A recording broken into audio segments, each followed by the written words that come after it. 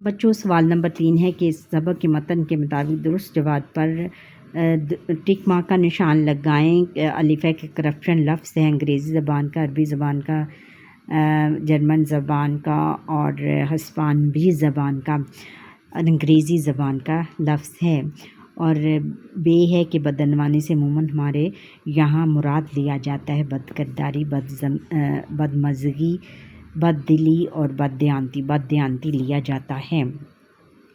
پھر ہے کہ ناپ تول میں کمی کرنے والوں کے لیے نصیحت ہے، مسرت ہے، برکت ہے، عزت ہے، نصیحت ہے۔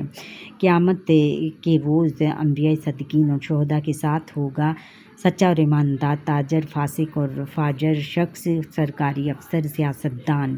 سچا اور ایماندار شخص معاشرے میں بددیانتی، بدنیتی اور معمولی غرض سے سہارا لیا جاتا ہے، دلیل کا، جھوٹ کا، قانون کا اور رشوت کا، جھوٹ کا۔ بدعنوانی کے خاتمے کا آغاز کر سکتے ہیں ہم اپنے اسکول سے، اپنے جھوٹ سے، اپنے گھر سے، اپنے جذبے سے، اپنے گھر سے اس کے خاتمے کا ہم کر سکتے ہیں، خاتمے کا آغاز کر سکتے ہیں۔